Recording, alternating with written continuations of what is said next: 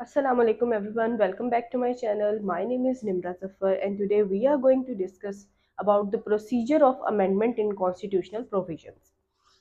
आज हम देखेंगे कॉन्स्टिट्यूशन में जब कोई अमेंडमेंट होती है। सबसे पहले तो हम ये बात देखते हैं कि अमेंडमेंट का क्या मतलब है। अमेंडमेंट होती है जब आपके कॉन्स्टिट्यूशन में, आइन में या किसी भी चीज़ में, किसी डॉक्यूमेंट में किसी किस्म का चेंज करना हो, कोई चीज़ ऐड अप करनी हो, कोई चीज़ ओमिट करनी हो, तो उसको कहते हैं अमेंडमेंट।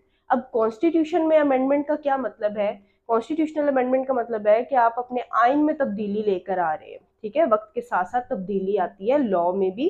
तो अमेंडमेंट का आइन में क्या मतलब है? जब आप कॉन्स्टिट्यूशन में किसी प्रोविजन को ऐड करते हैं, किसी प्रोविजन को ओमिट करते हैं, कोई वर्ड्स की सब्सटीट्यूशन करते हैं, कोई एडिशन सब्सट्रैक्शन किसी भी चीज की, उसको कहते हैं अमेंडमेंट। चेंज करना कॉन्स्टिट्यूशनल प्रोविजंस को, इसको कहते हैं अमेंडमेंट।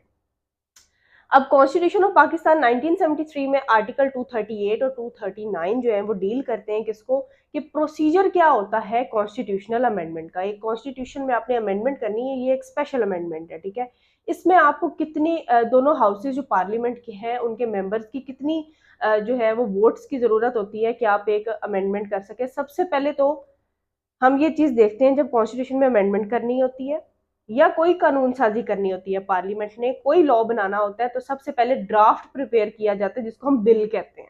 ठीक है, बिल की शक्ल में उसको पार्लियामेंट में पेश किया जाता है। अब कॉन्स्टिट्यूशनल अमेंडमेंट के लिए भी एक ड्राफ्ट प्रिपेयर किया जाता है, एक बिल जो है वो प्रेजेंट किया जाता है पार्लियामेंट में। आर्टिकल 238 क्या कहता है? अमेंडमेंट ऑफ कॉन्स्टिट्यूशन कैसे होती है अमेंडमेंट कॉन्स्टिट्यूशन में?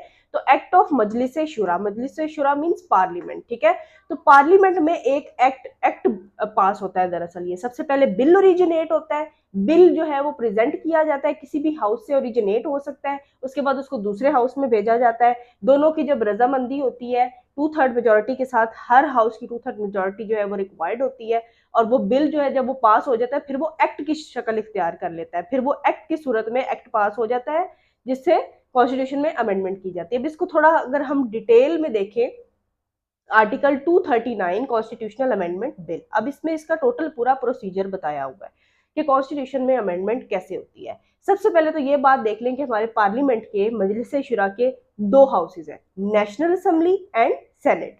ठीक है, अब बात यह है कि बिल जो है वो किस हाउस से ओरिजिनेट होना है। तो बिल जो है वो ओरिजिनेट हो सकता है किसी भी हाउस से।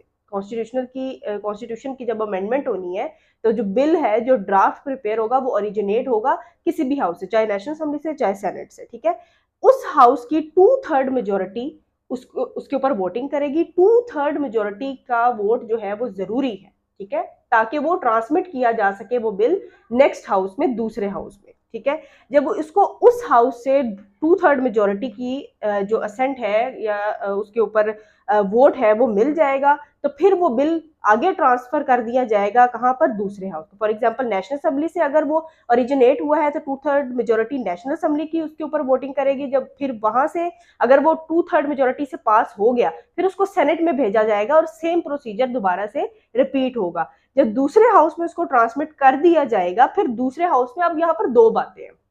अगर दूसरे हाउस में वो जाता है, वो उसमें अगर कोई और सजेशंस देते हैं कि इसमें ये इस बिल में चेंजिंग्स होनी चाहिए, मतलब वो उसमें मजीद कोई अमेंडमेंट करते हैं, तब क्या होगा? और अगर उसको बिल को एज इट इज जो है वो कंसीडर करते हैं, कोई उसमें मजीद सजेशंस नहीं देते, कोई अमेंडमेंट नहीं देते, तो फिर उसमें क्या होगा? अब देखते हैं कि दूसरे हाउस में जब वो उसमें कोई सजेशंस देंगे या कोई अमेंडमेंट करेंगे, कोई मजीद अमेंडमेंट करेंगे, तो फिर उस अमेंडमेंट करने के बाद उस बिल को दोबारा से वापस उस हाउस में भेजा जाएगा। दोबारा से 2/3 मेजोरिटी उसके ऊपर वोट करेगी, उसको पास करेगी, फिर दोबारा उसको अदर हाउस में भेजा जाएगा और फिर वो उसके ऊपर वोटिंग करके तो उसको आगे प्रेसिडेंट को असेंट के लिए भेज दिया जाएगा। ये तो हमने देख लिया। अगर दूसरा हाउस उसके अंदर मजीद चेंजिंग करता है कोई, तो फिर क्या होगा? 2/3 मेजोरिटी से वो हाउस उसको अमेंडमेंट करने के बाद अपनी 2/3 मेजोरिटी से पास करके वापस भेजेगा जहां से वो ओरिजिनेट हुआ था। वो फिर दोबारा उसके ऊपर वोटिंग करेंगे, 2/3 मेजोरिटी से पास होगा तो फिर डायरेक्टली किसके पास आ जाएगा? प्रेसिडेंट के पास आ जाएगा असेंट के लिए, क्योंकि फाइनल जो उसके ऊपर सिग्नेचर करने होते हैं, असेंट देनी होती है, वो किसने देनी होती है? वो प्रेसिडेंट ने देनी होती है। ये तो था, हमने देख लिया अगर मजीद दूसरा हाउस उसमें अमेंडमेंट करता है। अगर उसके अंदर जो हाउस जिसको भेजा गया था वो बिल, अगर उसके अंदर कोई अमेंडमेंट नहीं करते मजीद, उसको एज इट इज कंसिडर कर लेते हैं, तो फिर उसके ऊपर सिंपल जैसे ऊपर उन्होंने 2/3 मेजोरिटी से उसको पास किया था, ये दूसरा हाउस भी उसको 2/3 मेजोरिटी से पास करेगा, उसके ऊपर वोटिंग होगी और उसके बाद उसको प्रेसिडेंट के पास भेज दिया जाएगा असेंट के लिए। प्रेसिडेंट उसके ऊपर सिग्नेचर करेगा और उसके बाद वो किसकी शक्ल इख्तियार कर लेगा, एक्ट ऑफ मजलिस शुरा बन जाएगा, बिल से एक्ट बन जाएगा और फिर उसको ऑफिशियल गजट में पब्लिश कर दिया जाएगा। अब अगर अमेंडमेंट जो है, अब देखें हमने अपने कॉन्स्टिट्यूशन में देखा है कि टेरिटोरियल लिमिट्स जो है वो भी हमारी डिसाइडेड है पहले से, कौन सा प्रोविंस में कितने जो है वो सूबे हैं और उनकी टेरिटोरियल लिमिट्स क्या है।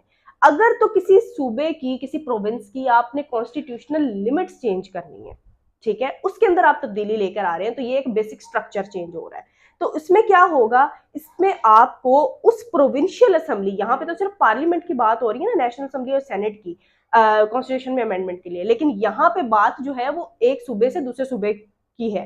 टेरिटोरियल लिमिट्स जो है अगर आप किसी प्रोविंस की चेंज कर रहे हैं तो उस प्रोविंस की जो प्रोविंशियल असेंबली है उसकी भी 2/3 मेजोरिटी की जो है उससे भी वो पास होना जरूरी है। और जो कॉन्स्टिट्यूशन में कोई अमेंडमेंट होती है तो फिर उसको किसी कोर्ट में चैलेंज नहीं किया जा सकता और कोई लिमिटेशन नहीं है पार्लियामेंट के ऊपर, वो जब चाहे कॉन्स्टिट्यूशन में अमेंडमेंट कर सकती है।